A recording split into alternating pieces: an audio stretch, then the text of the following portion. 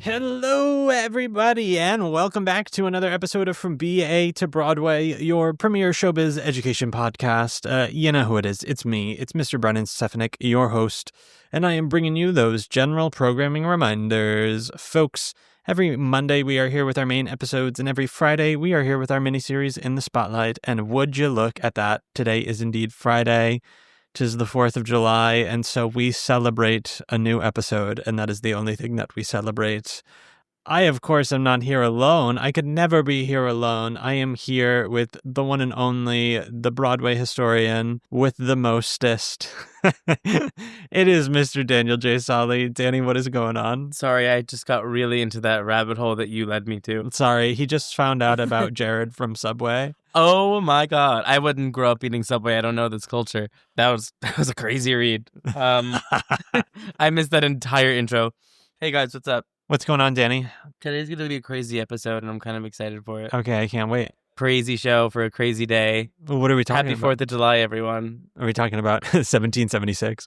No, that would have been an idea. Yeah. We're talking about Dear Evan Hansen. Oh my God. Bum, bum, ba-da! You know, I saw Elio today, and it practically was Dear Evan Hansen. That was like the last thing I expected from that movie. Like, genuine, it was like, misunderstood kid doesn't appreciate the single parent figure that's raising him, even though that's all he has, and wants to escape and finds these aliens and lies to them about who he is, and goes on this crazy space adventure, and then they find out, and then he gets sent back. Yeah, it was. I kind of want to go see it now. Yeah. Well, now I'll have to see it alone because you already saw it. I guess I just gave the plot summary, so I guess we can just move on. Maybe that should be what the episode's about. Yeah. What is it? Elio? I keep wanting to say Luca. They're kind of the same. It kind of looks visually similar. Yeah. That's. I feel like that's Pixar's trap right now. They keep making like the same. They might not be the same movie, but it's like the same font, the same like little boy drawn the same way, and like who's who. Well, who's to say? Let's hope. Oh, they should do like a Pixar version of Dear Evan Hansen. No, they shouldn't. Danny, tell me about this show. I've never actually seen it in person. You have never seen it? No. Do you know anything about it? I know the show very well, but I have never seen it. That's like a sad boy. I would be surprised if you didn't know it. Of course, I have watched the Slime tutorial. So, Dear Evan Hansen is a musical with music and lyrics by Benj Pasek and Justin Paul, and a book by Stephen Levinson. Basically, the story follows the titular Dear. Sorry.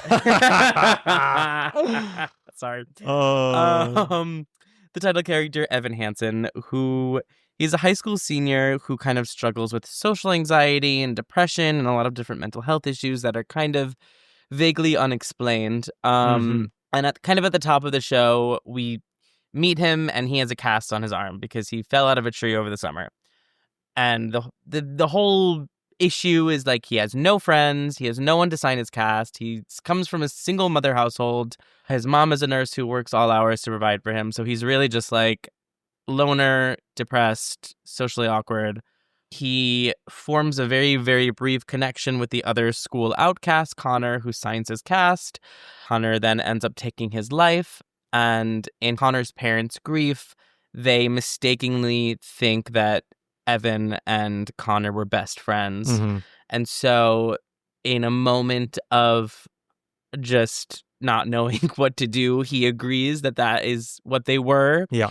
And so it kind of, we watched the whole lie just get huge and big and big. And there's a moment where he's giving a memorial speech about Connor, and it goes viral, and suddenly the whole world is like rallying around Evan Hansen, and he's feeling for the first time what it means to have people love him and be in a community. Yeah. And this whole time he's writing these fake email exchanges between him and Connor that never actually happened. He's dating Connor's little sister, Zoe. And it all kind of comes to a head when he, there's no way you can keep up that lie. The lie catches up with him. He admits to the family what he's done. And in the end of the stage musical, I don't want to say that they forgive him, but we do kind of see how, in a way, he did bring the family back together after they were broken. and he kind of is able to come into his own person, and him and his own mom can kind of reconcile their issues with each other, and we kind of end the musical on a very uplifting note. Mm-hmm. And that is Dear Evan Hansen. It sure is. With a bow. So it's such an interesting show because it was such a phenomenon when it opened. Took the community by storm. Finally, a role for all the tenors out there. It took the tenor community by storm. Oh, I'm so glad they get representation now. Well, when if you read when you read the Wikipedia page, it says like Evan Hansen, a high school senior with social anxiety. I read it as like a high school tenor with social anxiety, and they're both true. Yeah, it's a show that I would love someone to write like a thesis on what happened, because it's a show that took the world by storm, Mm-hmm. was beloved. People were like obsessed with it. It was like the it show when it opened. Yeah. And it kind of aged like milk. Oh, yeah. People kind of look back on it now and they're like, oh, dear God. I mean, yeah, naturally. So let's talk about it. Let's do it. It is a show that kind of went through years and years of workshops. They had their first ever workshop in May of 2014. And kind of for months, they would just have these workshops. And Ben Platt was actually Evan Hansen throughout the inception of the show all the way through. Mm-hmm. The story is that he auditioned for the original cast of Dogfight. Oh, my God. Written by Pasek and Paul.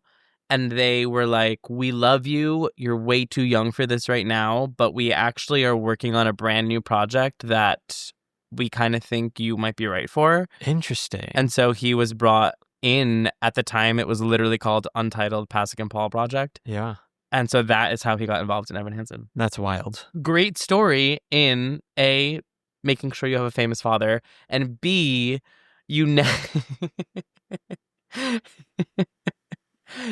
And B, make sure you have famous friends. Make sure you have famous friends. And B, you literally never know what you're auditioning for. No. You know, like anyone behind any table at an audition is actively casting 5 to 10 things at a time. Yeah. So just, not that you should try for that, but you know what I mean? Like, Yeah. It's not a loss. No audition is a loss. Because if you don't get that, you don't know which pile your headshot landed in. Of course. And so they had several workshops, and then they had the first production in Washington, D.C. in 2015 at Arena Stage.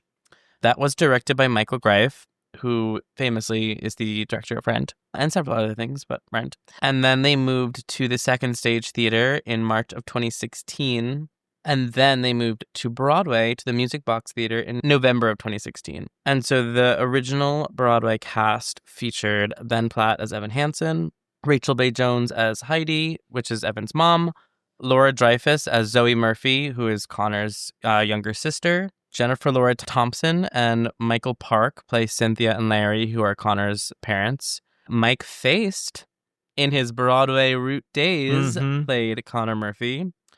And we had Will Rowland play Jared Kleinman, Will Rowland played Jared Kleinman, and Crystalline Lloyd played Alana Beck, who are kind of the two other characters in the show. Yeah. They are kind of like Evan's friends, or they're the other loners in the school who rally around Evan. Is Jared not his cousin?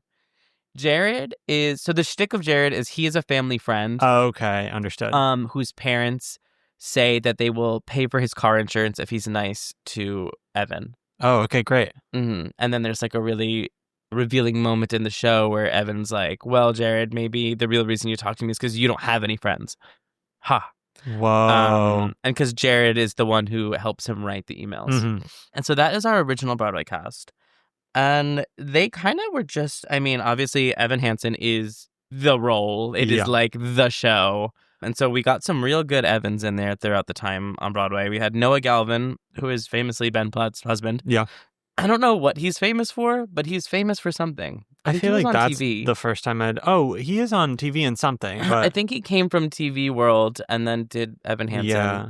And then Taylor Trench played it. And then we had 17-year-old Andrew Barth Feldman, who I think he was actually 16 when he did it. He was like, damn, picked from the Jimmy Awards. Fresh out of the Jimmys. Plopped on Broadway. that was an iconic year because Andrew Barth Feldman and Renee Rapp Yep. were both Jimmy winners together. And then they made their Broadway debuts together when Yeah. he played Evan Hansen and she played Regina George in Mean Girls. And then we had Jordan Fisher, who did Jordan Fisher close the show? Jordan Fisher might have closed the show, or maybe he didn't. But Jordan Fisher played him for a hot minute. And since the Broadway show closed, we have had several national tours. I think right now we're on the Non-Ec national tour. Mm-hmm. And it's kind of starting to make its way in the regional circuit. Yeah. I've seen some regional theaters are starting to do it, but it hasn't really like hit it in the way that I think it will. Yeah. In the way that Waitress has hit the market. I think in the next 2 years we're probably gonna get a real hit the market. You know? Freaking Boom. exploded the market. Yeah. And I just fear the day when Dear Evan Hansen becomes licensable to high schools, but that's my God. That's another beast in Yeah. itself. I don't know if they would. What? License it to high schools. I think they would. But I guess we'll see. Tough. That show swept the Tony Awards that year. It won Best Musical, Best Book of a Musical, Best Score. Ben Platt won Best Leading Actor in a Musical. Rachel Bay Jones won Best Actress in a Featured Role in a Musical. Mike Feist got his Tony nom, did not win. Very controversially, that is the year of Dear Evan Hansen, Come From Away, and Great Comet, and people to this day, it is probably like one of the most debated Tony wins since Wicked versus Avenue Q. Yeah. Do you have an opinion on it? I feel like you're a Come From Away guy, right? Oh, I love Come From Away. I don't think that was going to win. Do you think it should have won? No. Oh, okay. Great. What did this win or? This one. Okay, I was this going to one, say. and this is the one that like, it's a very popular thing to be like, it just shouldn't have won. I don't know Great Comet, but I feel like people were really lobbying behind that. Mm-hmm. I would have loved if Come From Away won, but I didn't really see that as something that was happening. Mm-hmm. I feel like out of those three, that one will probably have the longest life anyways. Come From Away? Yeah. I think so. I think it's the most accessible to do, which is why it'll have the longest life. I think Great Comet is really... I saw Great Comet. There's just like a lot to it. Yeah. And I don't foresee it doing well in a regional summer stock setting. Yeah. So I just think for that reason alone, it's not really going to get done as much. For sure. I think Come From Away sells very well to like parents. I think it's one that anyone can see, and then they can advertise it as educational and get schools in and do all that stuff. I think Evan Hansen and more so Great Comet than Evan Hansen, but I think both of them kind of cater to a niche audience. Yeah. Come From Away is a little bit more universal. 100%. And then we had the film, the Dear Evan Hansen film. Woof. That one, when did that come out? I didn't watch it. Did you? I did watch it. Okay. And I have a lot of thoughts on it, actually. It came out in 2021. Controversially, it starred Ben Platt as Evan Hansen, Caitlin Dever, Amanda Stenberg, Colton Ryan, who was the Evan understudy on Broadway, and he played Connor in the movie. Danny Pino of Law and Order SVU. LOL. Which was like Nick Amaro singing in Evan Hansen. Julianne Moore and Amy Adams played the moms. Yeah. Apparently, the movie actually led to the downfall of the Broadway production. It's part of the reason Broadway closed. No. Because it was so poorly reviewed. Oh, damn. It was a flop. The movie was a flop. Rough. It garnered a lot of backlash. Yeah. Several things happened. I think, look, we make fun of Ben Platt for the nepotism thing. Yeah. Here's my opinion on the nepotism thing. No one blames you for being a nepo baby. Oh, yeah. You have the door open to you. Walk through the door. No one is saying you shouldn't walk through the door. He's so terrible at addressing it, though. Yeah. Like, he has gotten up and left interviews before with people asking him about it. All you have to say is, like, yeah, I'm really grateful for the opportunities that I've had and the privilege that I have based on who my father is, and I work really hard. Yeah. That's it. And no one would make fun of you for it anymore. No one's going to say he's not talented. Like, no one's going to say you're not talented, but like your PR, your answer is, who's his PR person? He has a terrible Probably answer. his dad. Probably his dad. And it's like, bro, no one can blame you for who your dad is. Just acknowledge it, move on. He can't. And so like the whole nepotism thing got so blown out of proportion with the movie. And he made some really bad comments when he was like campaigning for the movie too. Mhm. Like he was like, well, this movie wouldn't be made without me, and I'm really the only one who can play the part. And it's like, well, that's rich because your fiance is actually playing the part on Broadway right now. Literally. And you know, I actually don't think it was him. I think it was hair and makeup really did him a disservice. That perm. He looked like a corpse walking through Yeah. a high school setting. And I was like, you in real life, he doesn't actually look that old. No. I was like, in any other setting, you look like you could play the part today. Why did you... They actively made him look older. Literally. And the rest of the cast was younger. So he just looked ridiculous. Mm-hmm. All that being said, I actually didn't hate the movie. Okay. And I thought the movie was really interesting. But I think that... Here's my thoughts on Dear Evan Hansen. Okay. I think that the musical works because the only truly developed character in the musical is Evan. Yeah. He's the only three-dimensional character. Every single other character... The mom is pretty three-dimensional as well. I mean, she gets like one beautiful ballad that won Rachel her Tony Award, and, you know, she gets her like Dear Bill song. Yeah. But like everyone else is just like a plot device for Evan. And so when you're watching the musical, like no one else is real. So you're on Evan's side. Yeah. Like you're on Evan's side the whole time because no one else in the musical is a real person. They're all two-dimensional plot devices for him. That's fair. And so you just like, you love him. You feel bad for him. You're on this ride with him. During the song Words Fail, it is like so heartbreaking. I remember like I saw the original cast on Broadway, and like that was like such a heartbreaking moment in the theater. You're like there with him. Mm-hmm. When they did the movie, they fleshed out all of the other characters, which I get why you want to do that. But when you do that, what happens is that he becomes a really gross character. Understood. And you're kind of grossed out by him. And he's the protagonist of the whole movie. Yeah. And so then, specifically with the movie Words Fail, when he's like, that's the song where he's admitting the lie to everyone. It's just the most embarrassing you get. I was like I was horrified watching it. Heard. I wasn't empathizing with him a lick because suddenly like the sister's a real person to you and his parents are the real people, you know? Yeah. And I was like, I get why you wanted to conceptualize all these other characters in the cast. It kind of took away from us empathizing with Evan. Yeah. Because I don't know. I think people love to like moralize on this show, and I see the criticisms and I see the praise. I kind of see both of it. Where I'm like, yeah, like he's not a great dude. He's doing terrible things. But also like when you actually watch the show, it is a moment of like yeah, he's a human being and he told a lie in a moment and then it just spiraled out of control. Yeah. Which is like a human thing, and no one ever said that he was necessarily a good person. You're just... Yeah. You know, I don't know. I kind of forgot what I was saying. I lost the plot there for a minute. Okay. You were talking about all the characters being fleshed out and it losing the... Yeah, it just... I think that is where the movie kind of went wrong for me. Yeah. Because I was like, Evan in the movie is not sympathetic at all. In Yeah. the musical, even though you can like sit back and be like, oh, this dude is doing some terrible shit, I think he's way more empathetic and you care about him a lot more.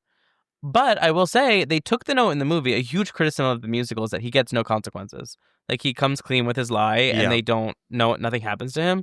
In the movie, like he gets consequences. Like everybody finds out. In the musical, he like tells Connor's family and they're like, we're going to keep this secret for you and just like let this die. In the movie, like everybody finds out about the lie. He's ostracized. It's like a big deal. And I'm like, yeah, like you took the note. Everyone complained that he didn't get a consequence. So when you made the movie or the musical, you gave him a damn consequence. Heard. So I don't know. I thought it had its good moments and bad moments, but ultimately I was like, yeah, this is not nearly come close to how I felt watching the stage version of the show. Heard. Yeah. Damn.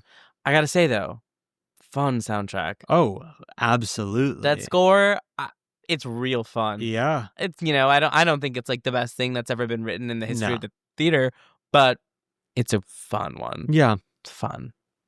They really did well with that. That Pasek and Paul, I gotta say, I think they're going places. Yeah, I think so too. Yeah, it took the world by storm. They were acting, they being us and everyone else were acting like it was like a really revolutionary piece of theater. Yeah.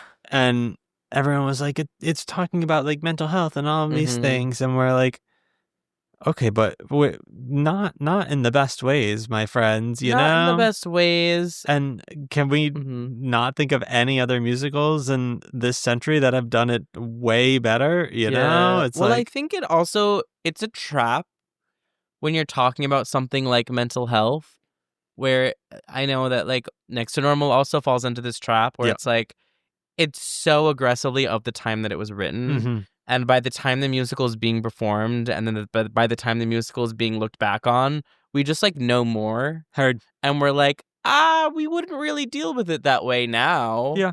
So it's just like a dated piece. I don't consider Next to Normal as dated. That could just be my rose-colored glasses. But like, I feel like it's dated. Not in a bad way, but like in a way where it's like, yeah, like this is of 2008. Okay. Like, I don't think we just talk about that stuff in the same exact way as we do now. Yeah, that's fair. And I don't think that Next to Normal has aged as poorly as Evan Hansen, maybe. And I also can understand, I don't know. I guess it's a question of, and I don't really have an answer to this, of like, what is the musical's duty? Because I know like in the musical, he is told this lie and suddenly he's surrounded by friends and people who love him and support him.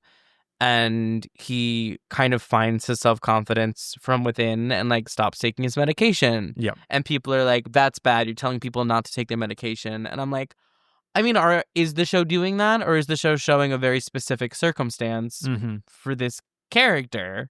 And I'm sure there are people who are dealing with things who thrive without taking their medication. Yeah. And then there are also people who like absolutely should and do take their medication. Totally. And it's kind of like, what onus does a show have of being like prescriptive of certain things when they're dealing with sensitive content? Yeah.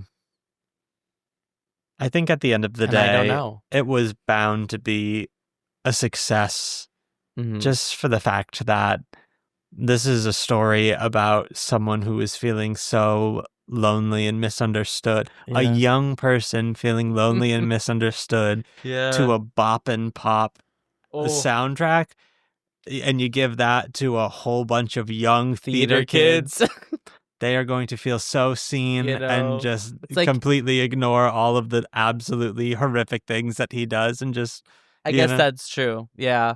You give these like theater kids a song that says like no one deserves to be forgotten, and they're like, yes. Yeah. Yes. Yeah, I guess it's different because you look at something like Next to Normal and it's like, yeah, when you're 16 and you're feeling emo, you're listening to that, but also it's like there is a degree of separation from you and Diana. Yeah. Just due to the fact that she's like, what, a 45-year-old housewife? But when you're like emo listening to Evan Hansen, you're like, I am him. Yeah. Like, I can be him. So I guess that makes it trickier, too. We were in college, too, when it came out. But even then, it was like, wow, that was just me 3 years ago, Oh, yeah. I absolutely went through an Evan Hansen phase. Of course. I think I went through more, although, though, I saw it and I loved it. And I thought it was great. And I really enjoyed it. I think more than just like being obsessed with the musical, I wanted to be in it. Yeah. I don't think I went through a phase of like really, really like, what's the word I'm thinking of? Like latching on to the content. Yeah. So much as being like, I'm a white boy tenor. I should play this part. That's the thing is like, I did enjoy the soundtrack and stuff, but this wasn't one that I was ever wildly passionate about because immediately after listening to it, I'm like, I'll never be able to sing that. I have no place here. Interesting. And I can kind of remove myself now because of it and just be like, oh, this kid's doing some fucked up stuff, okay? To some really good music. Yeah. And It's doing fucked up to some really good music. And I don't feel like I need to really put too much stock in this one. Yeah. I put a lot of stock. I mean, I think that was my first ever Broadway audition. Wow. Was Dear Evan Hansen. And I was still in college. I cut ballet to go to the EPA. Oh my God. I waited all day. I got seen. I got a call back for Jared. And I was like, I think it was like December of my senior year of college. And I was like, oh my God, this Broadway stuff is so easy. I'll be on Broadway by May. LOL. And, haven't had a Broadway callback since, so we're fine. But yeah, no, I went through like a big phase of more so wanting to be in it than being obsessed with it. Yeah. I don't think I was ever like really locked into like the show, and it like did things to me emotionally. Mm-hmm. My first professional callback ever was also a Broadway callback, and I was like, wow, you know what? I got what it takes. It's a weird beginner's love thing. Truly, it was... my first two were Broadway. Oh my God, Dear Evan Hansen and Book of Mormon. Wow. For Jared and Cunningham, they were kind of like a month apart from each other too, and I was like, wow, I am the next Broadway star. I can't wait till my program can put me on all of their whatevers. Literally, oh my God. I can say that now because it's not bragging because I didn't book anything, but no, literally, yeah. What a time. And I think it's just so interesting to me, like this show, just like the rise and fall of Dear Evan Hansen, and I think it also goes hand in hand with the rise and fall of Ben Platt. Like when he was doing this role on Broadway, he was Broadway's golden boy. Yeah, like everyone loved him. He was like a heartthrob. People were obsessed with him. And you know what? I have to say, I saw him in the show. Yeah. He was absolutely phenomenal. Blew me. Like, I remember sitting in that theater being like, I have never seen a performance like this. This is absolutely incredible. There is nothing that I have seen him in that I have not thought he was phenomenal in, you know? That's like the sad thing about this Nepo thing. I'm like, it's purely PR. If you just were chill, if you were just, who is, what's her name? Allison Williams. I think she was in Girls, and she was in Megan. She's just one of those actresses who's in movies and stuff. And she's a Nepo baby, and people brought it up to her, and she's like, yeah, I'm really lucky. Yeah. And that's it. It is all you need. That's all you need. And truly. I don't know who is not telling him that. I don't know, but like, it kills me because I'm like, you're not bad. It's not like you're like some terrible person who shouldn't have a career. Like, no, you're actually quite talented. He was teed up for nothing but success, you know, like not even from the dad thing, but also just like, I feel like he entered the zeitgeist as Benji in Pitch Perfect. This small, lovable little guy with one of the craziest voices ever. I mean, I think he made his Broadway debut in Mormon. He was Elder Cunningham. Yep. Yeah, I think he's great. 100%. And I think that he kind of ruined his own legacy, which is very sad. Yep. But all we got to do, folks, is acknowledge our privileges. I know. I think it was a situation too where it was like, while Evan Hansen was at the height of its Broadway thing, and he was at the height, everyone was like, go do the movie and you'll get your Oscar and blah, blah, blah, blah. And it was like, how did we come so far? And I also think they cast the absolutely adorable, lovable, young Andrew Barth Feldman, who was, I think he was on Broadway when they were making the movie. Yeah. Or maybe he had like just left and people were like, you have a perfect young person to do the movie. Yeah. So I think the existence of Andrew really also hurt the movie. Yep. They didn't use him and he would have been perfect. But you know what? Andrew's doing great. Oh, Andrew's thriving. Andrew's incredible. Yeah. Yeah. I don't know. That's the legacy of Dear Evan Hansen really interests me. It really, and it was also just, it was so recent too, but it still feels like something we're already like looking back on being like, ah, yes, those olden days of Dear Evan Hansen. Like, it was one of those shows where I was like, this will run forever. Yeah. Like, this show, it's going to run forever. It definitely could have. And it just didn't. Yeah. I think the movie hurt it. And I think I also do think it was part of the like social reckoning people had during COVID, because COVID also hurt it. Oh, yeah. It couldn't recoup after COVID. But I think that we kind of had that huge social reckoning of like many different things, and it caused people to kind of look at Dear Evan Hansen with a different eye Totally. and not as loving of an eye 100%. as we had before the pandemic. Yeah. There were a lot of things that ended up playing against it in favor. But you know what? At the end of the day... I gotta say, I'll still bop to that soundtrack. Oh, yeah. It is Are an you joking? absolute banger. Yeah. Is anybody waving back at me? It's such a good song. And you know what? I'll say it. If you got the notes, sing it. Put it in your book. Oh, my God, yeah. Put it in your book. Only if you got the notes. Yeah. Only if you got... My also thing is like, lower that bitch a step. Oh, 100%. I think there's no reason for it to be in the key that it is in. No. I think it's ridiculous. I think it's unsustainable for 8 times a week. I mean, there's an Absolutely. alternate. Evan Hansen's do 6 shows a week. Yep. Michael Lee Brown was the alternate on Broadway for like most of the run. There's no reason why that song can't be down one step. Not at all. I'll die on that hill. And I'm proud of you for that. Whatever. Yeah, no. And Rachel Bay Jones was a revelation in that part. Oh, she was so good. She's another one who just needs to be on Broadway all the time. Yeah.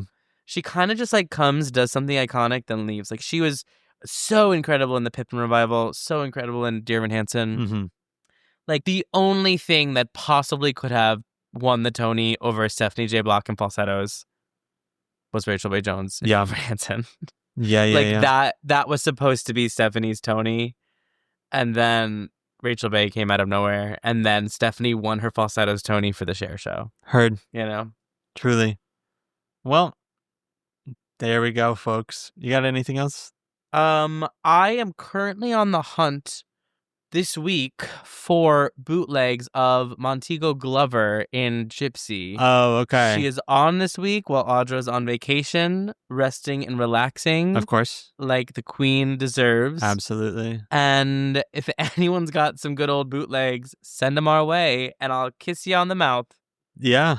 Or on the cheek. He'll do it. Or I'll give you a nice little handshake. Whoa. So that's my quest for this week. I'll like literally go on TikTok and be like, Montego Glover bootleg. Oh, Montego Glover Gypsy. Montego Glover Rose. I'm sure it'll pop up any It'll day come. now. Yeah. We'll get it. But that's the current search. Yeah. So if you got it, send it. If you have any hard opinions on Dear Evan Hansen, send them in. 100%. If you have any videos of you singing, waving through a window, send them in. Yeah. If they're bad, if they're cracking, if they're good, I want to see them all. Absolutely. Because Lord knows I got some cracking waving through a window tapes. Oh, yeah. On that hard drive, she's there. LOL. She is there. And you know what? We're all human. Sometimes you're a Jared, and that's okay. Oh, my God. Folks, if there's a certain show you want to hear us talk about, you can let us know by finding us over on the Patreon. That is patreon.com/BA to Broadway. Our principal tier Patreon members get to choose the shows we talk about, so come on and find us over there. As always, you can follow us on most social media platforms at BA to Broadway. You can find me at Brennan Stefanik.